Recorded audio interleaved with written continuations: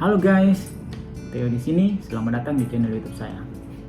Pada kesempatan kali ini kita akan berbicara sedikit tentang kebijakan publik.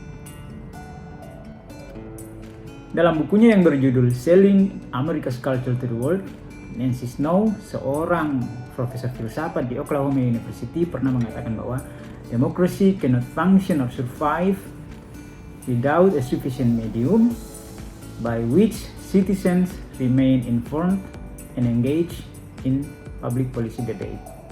Demokrasi tidak dapat berfungsi dan bertahan lama tanpa media di mana warga negara tetap mendapat informasi dan terlibat di dalam debat kebijakan publik. Apa itu kebijakan publik?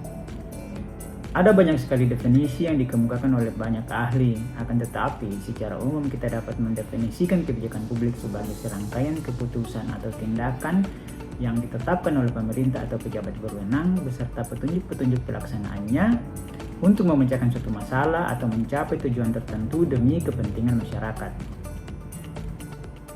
Karena kebijakan publik menyangkut hajat hidup orang banyak, maka pada dasarnya kebijakan-kebijakan ini harus bersifat baik.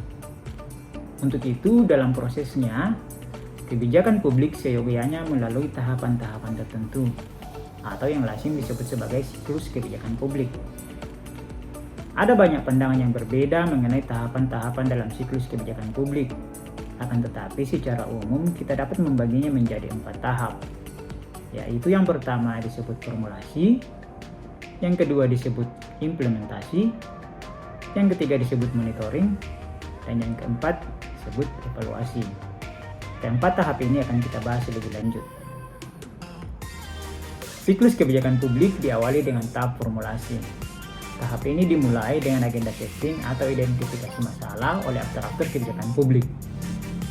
Setelah identifikasi masalah, langkah selanjutnya adalah perumusan kebijakan dan alternatif solusinya. Pada tahap ini juga, target-target yang ingin dicapai ditentukan, strategi pelaksanaan dibahas, dan dampak dari kebijakan dianalisa. Proses ini sangat penting dilakukan berdasarkan informasi dan data yang valid agar legitimasi isu dan kebijakan yang diambil dapat diterima oleh publik. Setelah formulasi, tahap selanjutnya dalam siklus kebijakan publik adalah tahap implementasi. Pada tahap ini, kebijakan publik yang telah disepakati dan disahkan oleh pejabat berwenang kemudian diadaptasi menjadi situasi konkret atau diterjemahkan ke dalam serangkaian tindakan dan perilaku. Dengan kata lain, tahap ini adalah pelaksanaan program dalam bentuk cara, penjadwalan, dan penjabaran kegiatan dari kebijakan publik yang ditetapkan tadi.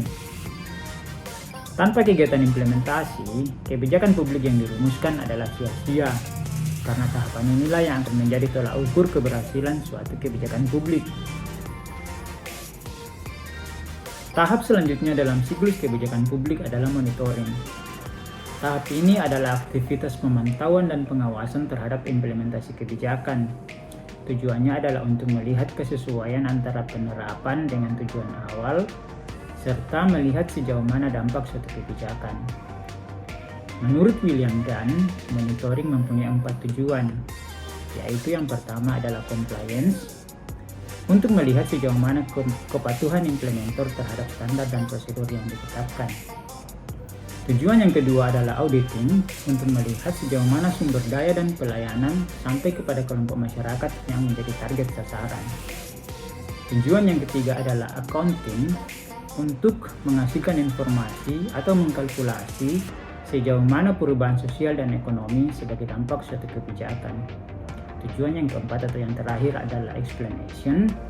Ini untuk menghasilkan informasi akibat suatu kebijakan publik dan mengapa ada perbedaan antara perencanaan dan pelaksanaannya. Tahap terakhir dalam siklus kebijakan publik adalah tahap evaluasi. Pada tahap ini dilakukan penilaian dan pengkajian secara menyeluruh terhadap implementasi dan dampak kebijakan. Hal ini bertujuan untuk mengukur tingkat keberhasilan kebijakan dalam hubungannya dengan target atau tujuan awal yang ingin dicapai.